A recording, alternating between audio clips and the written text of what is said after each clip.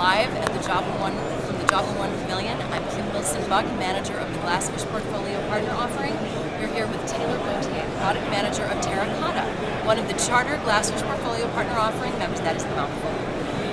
Terracotta is a popular solution for helping developers scale their Java EE applications by taking functions normally performed at the database tier layer, bringing them into the app tier layer. Tell us how you make these applications scale. Sure. So, like you just said, Terracotta is all about providing simple scale for Java enterprise applications. And the way we do that is by replicating object data across multiple JVMs and making that scalable and coherent across multiple JVMs. And we specialize in integrations with Spring and Hibernate. So Java enterprise developers that are accustomed to using Spring and Hibernate in their application can use these frameworks very easily and then just plug Terracotta in to get a large amount of scale and high performance. And the reason that's very easy to do is because of the frameworks that Spring and Hibernate that they use. Terracotta knows how to plug right into specific points within those frameworks.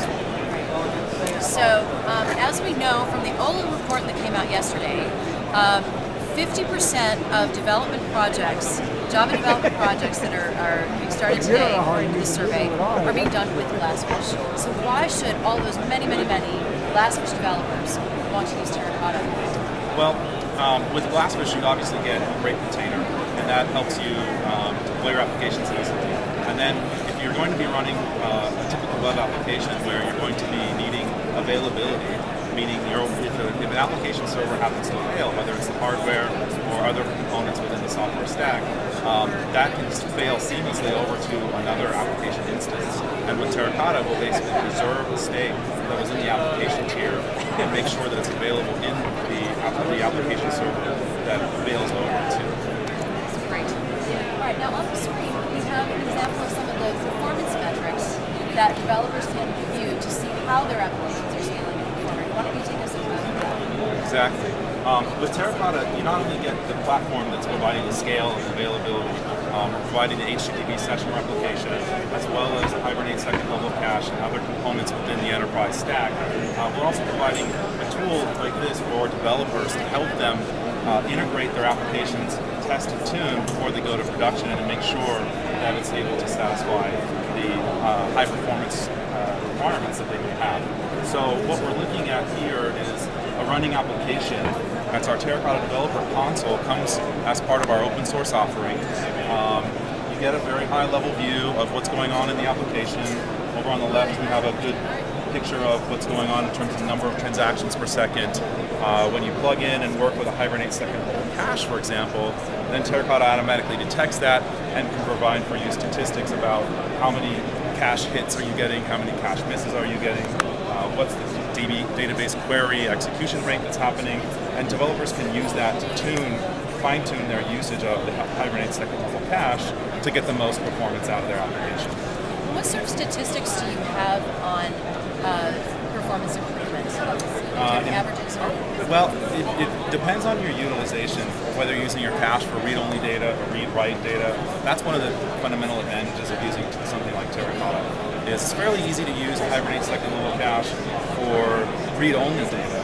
When you get into mixtures of read-only data and read-write data, that's where something like having a replicated coherent cache with Terracotta provides helps lift a lot of that, as you said before, lift a lot of that load out of the database, pulls the data up close to the application layer, and can offload your database utilization by anywhere between 30% all the way up to 100%. If you've got a read-only application, or 90% of your application's reads are coming from the database, and then it moves up into the application layer, your database can experience almost no load. You can just be sitting there idle, taking some of the writes as you're committing database transactions for business transactions, and otherwise, just humming along very happily without any spikes. And especially, one of the really important aspects to this system is that typical systems have what we call kind of a peak.